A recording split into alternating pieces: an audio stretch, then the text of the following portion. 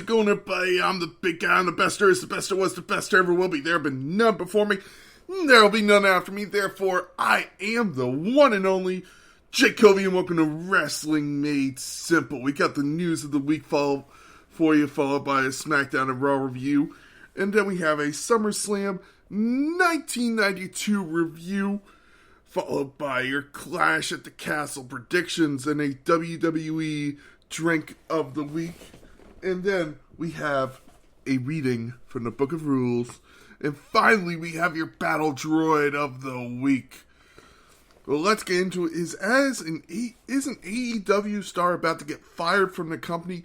Apparently, William Regal is saying that he is ready to get fired for standing up for NXT UK, as it apparently was a passion project of his, and he has defended it, and he believes there is no reason for it to get canceled. He says it truly is an amazing show, and he is ready to fight for it if he needs to, and he is ready to get fired if they believe he has violated his contract for defending WWE. I don't know if it's true, but hey, William Regal, congratulations on staying what you believe for, man.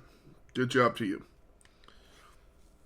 And who does Ric Flair truly believe does not belong in the WWE Hall of Fame? Well, here's your answer. He believes the Ultimate Warrior does not belong in the Hall of Fame. He was saying that there's a lot of people in the Hall of Fame and that they are there for reasons, and for reasons he can't figure as well.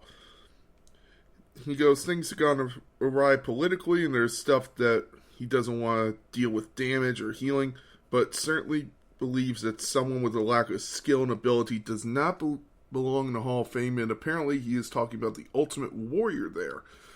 That's pretty shocking. I honestly did not know that they had beef. I honestly didn't know that he truly did not like the Ultimate Warrior. And your last story this week is Triple H completely making changes to WWE. Apparently he is, as one of the big changes he is making is that he is giving wrestlers their first name back. As he has given Austin Theory his name back, and confirmed on Raw, he has given Matt Riddle his name back. And by the way, no, I will not be covering the speculations going on with Riddle right now. Those aren't even allegations. They're just a screenshot of text messages between two adults. So, yeah. Never gonna go into a man's personal life. That's just stupid. For me, at least. I mean, if he did something wrong, then yeah, I would go into it, but not gonna go into a man's personal life. So, that's just me. But let's move on to your SmackDown review. As SmackDown kicked off with a match between Ricochet and Happy Corbin, I'm very excited in the Triple H era for one thing, and that is that he is giving talent the ability to show up. It really does remind me of the brand split era, when you just let everyone just go at it. You just were able to really show your talent. You were able to show how good you were on each show. I mean, you had people like Rusev and Lana challenging for their respective titles on their shows. So this is what I truly like about the Triple H era. He's letting everyone truly show up and show out, which is something that I don't feel Vince McMahon really does. So I'm very excited for this. We then get Karrion Kross sending a message to Drew McIntyre saying he is glad that Drew McIntyre was able to overcome his adversity so Karrion Kross can show up and destroy him. I am very happy with the way they are presenting Karrion Kross right now. I think he has something to truly show the audience, in my opinion. And Karrion Kross and Scarlett back together, they're basically just scrubbing Karrion Kross's original main roster call-up, so I am so happy that you get this new side of Karrion Kross going back to the old side, you know? After this, we got the Fatal 4-Way Last Chance match for the Women's Tag Team Championship Tournament, as Natalya and Sonya Deville were able to defeat 24/7 champion Dana Brooke and Tamina, Nikki Ash and Doudrop, Shotzi, and Xia Li. Unfortunately, Nikki Ash might have been injured in this match, which is why the plans were changed. It seems like that's 3 teams who have had injuries through this tournament of an 18 tournament, so I just want to point that out. Nice little cool match. I'm really enjoying this tag team. This women's tag team wrestling is really starting to make me enjoy tag team wrestling again. I was not a tag team fan through the kind of end of the brand split era, but now the way it's going, definitely becoming a fan again. After this, we got Intercontinental Champion Gunther and Sheamus coming face to face. They're saying that Sheamus will finally show who the real Ring General is, as he has faced and defeated people like Drew McIntyre, Randy Orton, John Cena, Roman Reigns, and Triple H.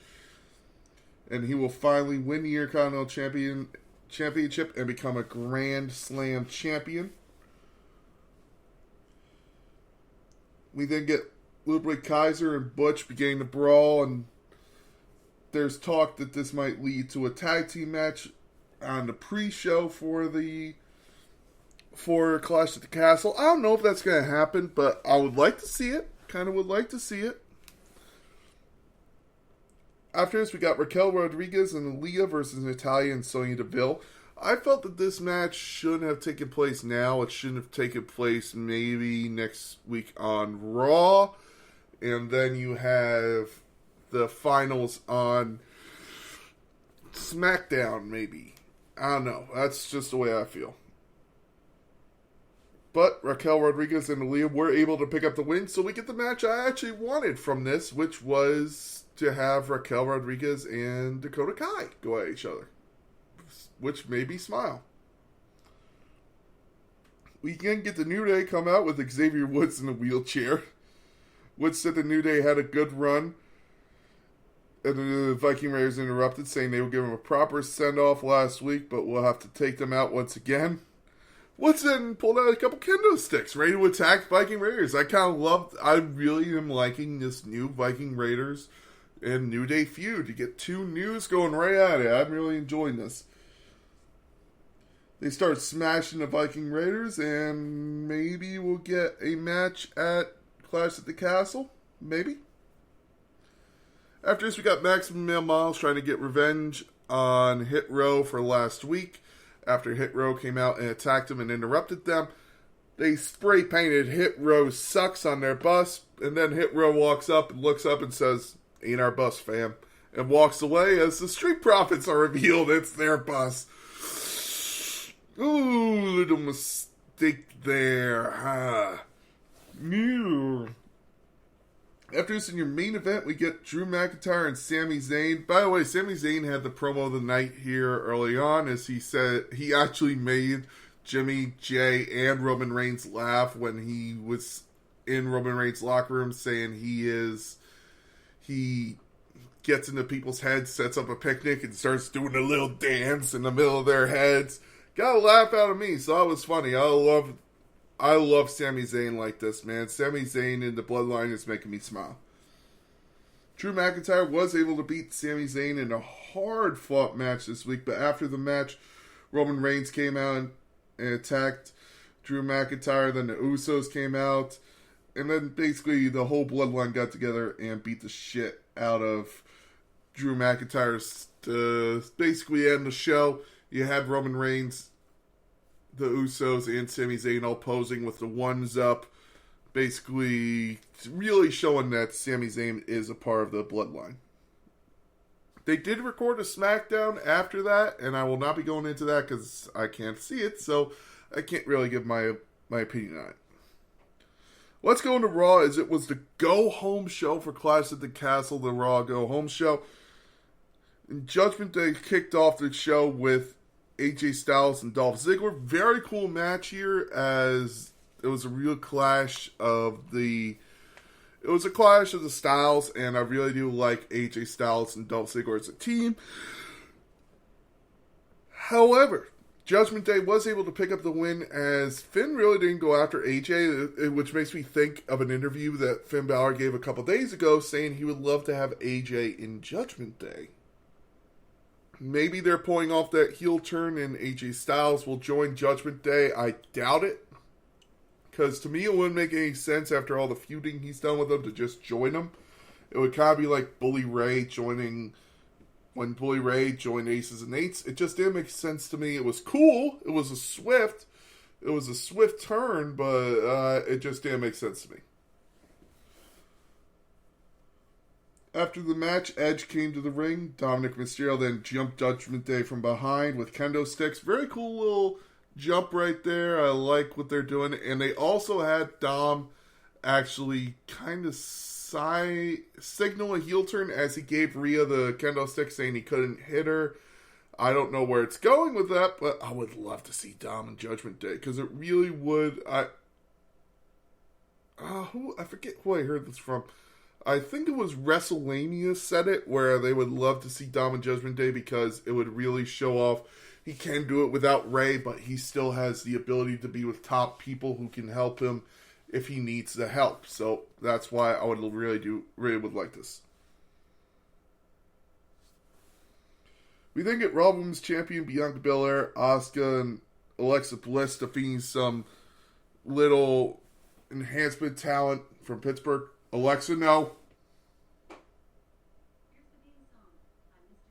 Alexa, no. Alexa, stop. Alexa, thank you. I always say thank you to technology, so that way when they take over the world, they'll remember I was nice. Anyway, back to this. So, the Bianca Belair team was able to defeat the Enhancement Talent, but did give the Enhancement Talent some good looks, and maybe we'll see them in NXT a little ways down as Kayla Sparks, Katie Arquette,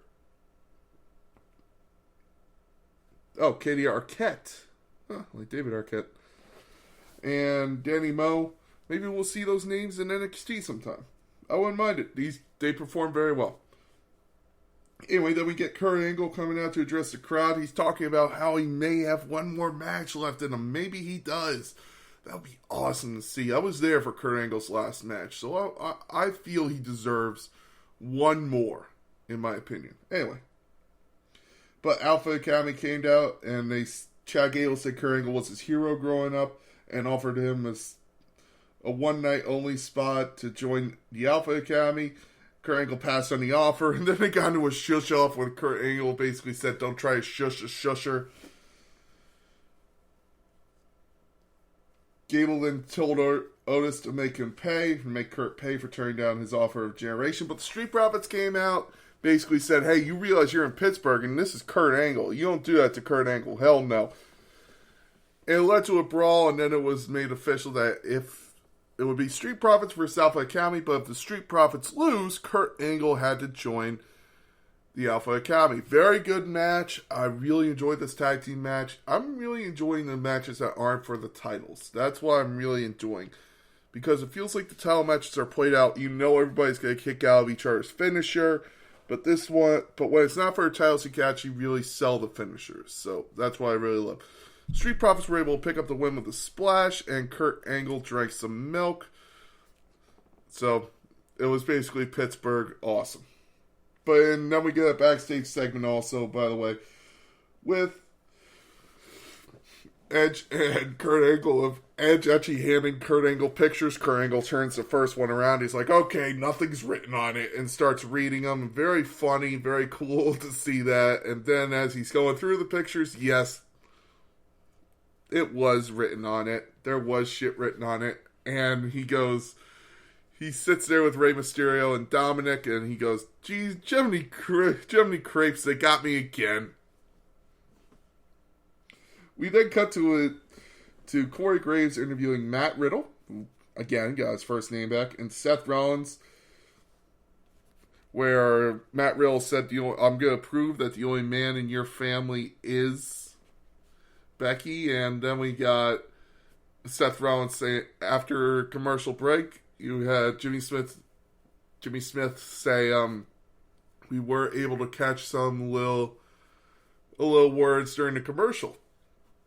As they went John Jones versus Daniel Cormier. And he says, Riddle, you still there? And Riddle answers Seth Rollins, yeah, I'm still here. And Seth Rollins says, you want to talk about my family? Let's talk about your family.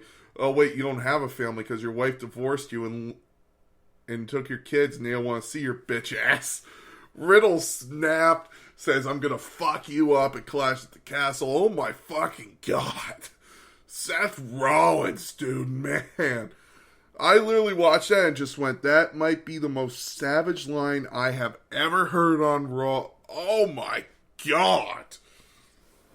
I felt bad for Riddle just listening. Oh man, talk about ripping someone's fucking heart out of their chest, man. Woo. After this, we got Bobby Lashley versus The Miz in a United States Championship match. Very cool match. The Miz and Bobby Lashley really burned the house down in this match, but there was one problem. As The Miz looks up to the skull-crushing finale, he sees Dexter Lumis standing there. Dexter Lumis has been released by the police on his own recognizance because The Miz failed to give them any evidence. So, Dexter Lumis is back. He then basically submitted to the Hurt Lock and got the fuck out of Dodge. But as he was getting out of Dodge, you had Dexter Lumis in the back of the car. I love Dexter Lumis is back. It's making me smile, man. We then get the Bloodline in the ring, trying to talk to the crowd, getting them excited for Roman Reigns' 2-year anniversary of winning the Universal title. This makes him one of the longest reigning champions ever. So, very cool to Roman Reigns. And then we get Kevin Owens come out and say, Sammy, these guys don't like you. I'm your friend. I'm here because I like you. They don't. And then you have him say, well, Jimmy likes me, and he starts giving this crazy high five, which I loved. Awesome to see. And then we get Jay basically staring Sammy down, and he goes, we're working on it. We then cut to the matches. Sammy had a chance to hit Kevin with a chair, but he couldn't. They're really teasing that Sammy and Kevin are going to take the titles off of the Usos, which would make Kevin Owens a Grand Slam champion in WWE, just saying. And Kevin Owens was able to defeat Jey Uso in the match that came up. Afterwards, we get a little fail package with Johnny Gargano saying how glad he is that he's back. And that was cool to see. I'm glad to see Johnny Gargano back in WWE. Johnny Gargano back in WWE just makes me smile. It makes me happy. Welcome back, Johnny fucking Wrestling. So anyway, he then says that Theory never called him, never came and saw the kid. Austin never really came and saw him, which pissed him off to no end. So, which is kind of funny because you had Indy come and see the kid. Indy Hartwell came and see the kids. People are posting on Twitter, the way better child. Indy came and saw the little kid. So bravo to Indy, which makes me smile. That was funny. That was funny as fuck. And you then get Austin Theory warning Johnny Gargano that he's in the big leagues and he's swimming with the sharks now. After this, we got Raquel Rodriguez and Aaliyah versus Dakota Kai and Io Sky in the main event. This was a lackluster main event, in my opinion. Not very good. Not very good. Hey, but they can't all be home runs in the Triple H era. They can't all be hits. So, you know what, man? If that's the worst we got to worry about with Triple H, I'm fine with that, man, because we got Raquel Rodriguez and Aaliyah picking up the win. They are the new Women's Tag Team Championships. Bianca Belair, Asuka, and Alexa Bliss caused a distraction, which allowed Aaliyah to roll up Dakota, even though Dakota was not, I repeat, not the legal competitor. So maybe that'll cause a little problem in the future and allow Dakota and Io to challenge again for the titles. Maybe. But anyway, even though Raw was a bit lackluster in some parts, it was still a good Raw. definitely way better than what we were getting in the Vince McMahon regime. So, you know what, Triple H? I'm fine with this. I'm completely fine with the way you're running Raw. I'm completely fine with the way you're running SmackDown. Let's keep it going. All right? And now, ladies and gentlemen, let's go to one of the biggest pay-per-views in history coming out of London. Let's go to SummerSlam 1992. But so let's get into it. As SummerSlam 1992 kicked off with the Legion of Doom versus Money Inc., Ted DiBiase, and Irwin R. Shyster. Also at this time, Legion of Doom had Rocco the Puppet, who was apparently from Legion of Doom's past. Very weird to see this with basically the Hall of Fame team that you're just sitting there, you're like, why the fuck is there a puppet? Yeah, I bet you forgot the puppet was there, didn't you? Huh. Anyway, Legion of Doom was able to pick up the win. And it's funny you see this, as Money Inc. was a heel faction at the time, but they were still with kind of Virgil. Kind of a little weird. But Legion of Doom was able to pick up the win in a very good 15-minute opener. You then get Nails versus Virgil, as Nails was in a blood feud with the Boss Man over the nightstick, and Virgil was kind of still with Money Inc., but at the same time wasn't. Nails was able to pick up the win in a 3-minute, 55-second match in a submission. Very weird, but at the same time, because Virgil was a heel, but was also a face in this match, it's very weird. Then you get Rick Martel versus Shawn Michaels in a 8-minute, 6-second double countout match. It was supposed to be for the love of Sensational Sherry, who Michaels would end up getting rid of anyway very soon on. Rick Martel would kind of pick up the win, but at the same time wouldn't, as he would kind of get the affectionate Sensational Sherry, but at the same time wouldn't. Did I get that? Okay, moving on. We then get the Natural Disasters, Earthquake and Typhoon, the champions, defending their tag team championships against the Beverly Brothers of Bo and Blake, with the Genius at ringside. Yeah, okay match, a 10-minute, 30-second match. Nothing really to write home about. After this, we get Crush versus the Repo Man in a 5-minute, 41-second match. For those of you who don't know, the Repo Man was also Smash and Demolition, which was fighting with Crush as well. Crush was able to pick up the win in a 5-minute, 41-second match against the Repo Man. Again, nothing to write home about this match. Still fun. We then get the Ultimate Warrior versus Randy Macho Man Savage in a WWF Championship match. Very good match, but spoiled by the end of a countout. Both of them really going at it as hard as they could. This match could have been way better if they just gave someone the clean win. After this, we get The Undertaker and Paul Bearer, technically in the semi-main event, even though it would be to Tatanka and Berserker in the semi-main event with Mr. Fuji at ringside. But that was actually a dark match and not shown on the pay-per-view. You would get The Undertaker and Paul Bearer versus Kamala, with Harvey Wimbledon and Kimmy Che at ringside. This would end in disqualification, as Harvey Wimbledon would get involved with The Undertaker. But this would lead to a casket match, which would end the feud, as Undertaker would beat Kamala later on in the casket match. And finally, our main event.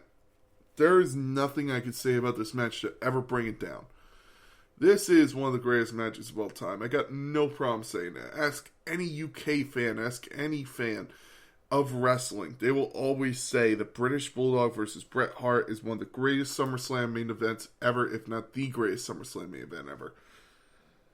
Singles match for the WWF Intercontinental Championship. Bret Hart defending against the British Bulldog. Funny enough, Bret Hart would actually have to talk British Bulldog's way through this match, as because British Bulldog would actually spend the night getting high.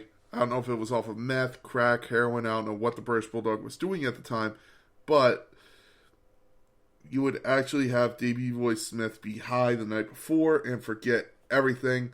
So Bret Hart would actually run Davey Smith through the match and really help him out, which allowed Davey Boy Smith to pick up the win.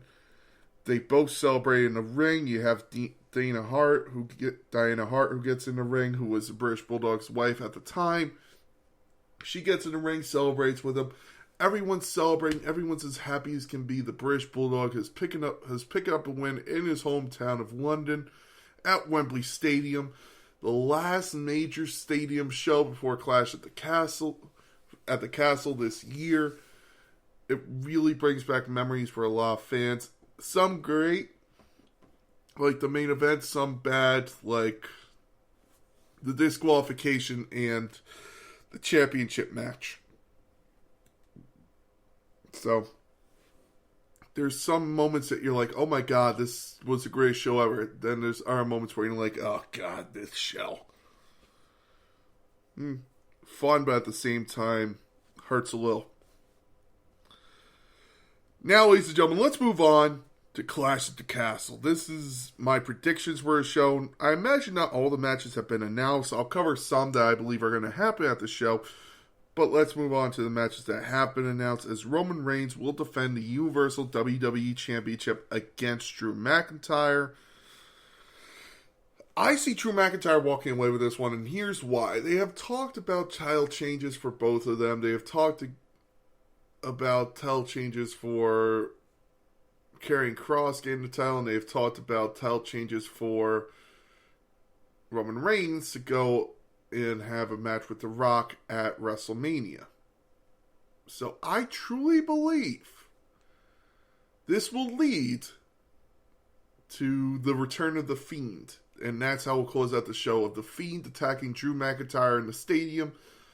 The Fiend will get knocked out, will stand. He won't, let me rephrase that. He won't attack him. He will stand at the edge of the ring and he'll point at Drew McIntyre. And that will lead to a Karrion Kross Fiend Drew McIntyre feud. While then we get Roman Reigns go to have his feud with The Rock, and then we get a title on Raw, a world title that will be announced by Triple H. So that's why I see Drew McIntyre walking away with this title. Let's move on to Liv Morgan and Shayna Baszler.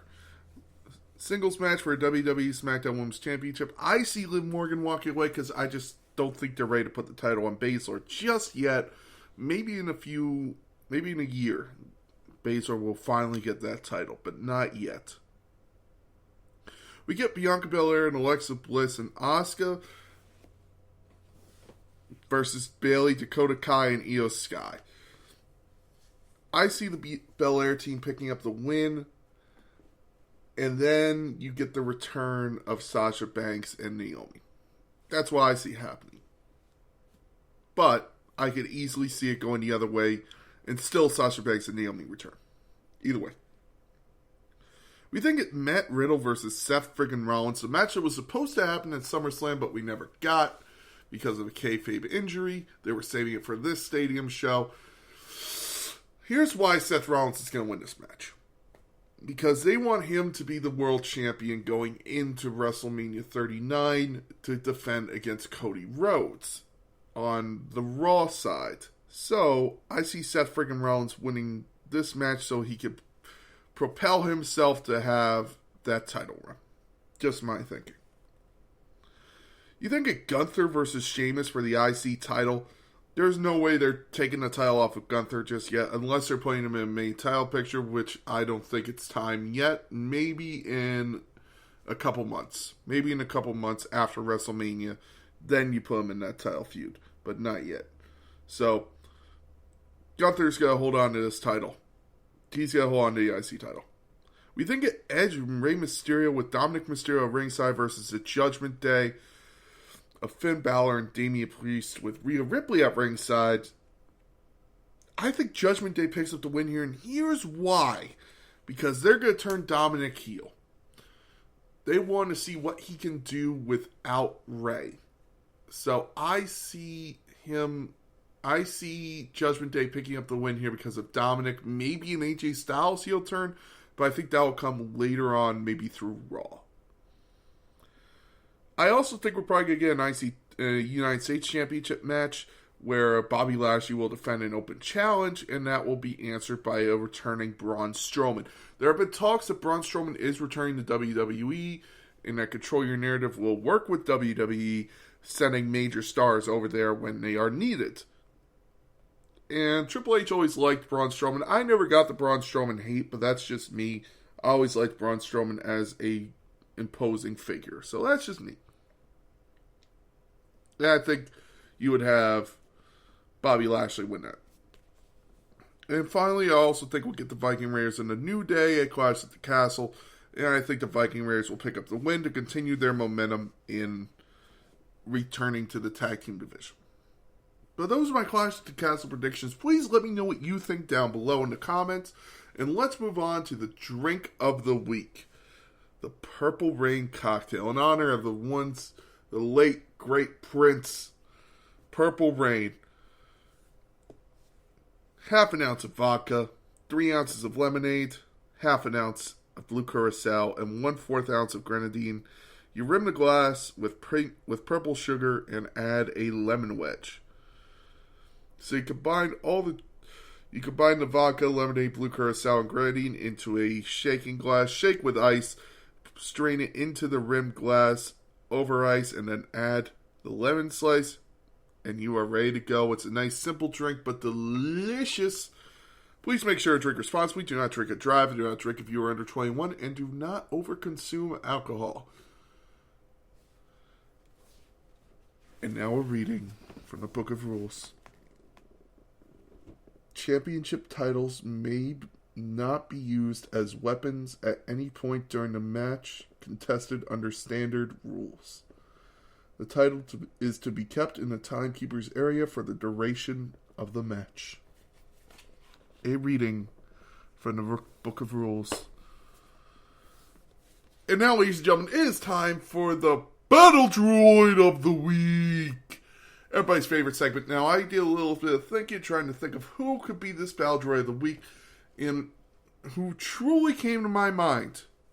The one that I was sitting there going, it has to be this guy, it has to be this person, would be Aaliyah. Congratulations on her for winning, really, I believe, her first title in WWE. But I just keep going back to her tryout video that was released of William Regal just sitting there saying she just isn't right. She just doesn't have that feel of a champion. And for that reason, Aaliyah, you are the Battle Droid of the Week for now. Prove me wrong. Be a great champion. Prove me wrong. But Aaliyah, here's another trophy to go along that new women's title. Congratulations. Uh-oh. Ladies and gentlemen, I have been the big guy, Jake Covey. This has been Wrestling Made Simple. Make sure to enjoy Clash at the Castle. And please enjoy this week of wrestling. We also have NXT Worlds Collide, the all-out pay-per-view this weekend.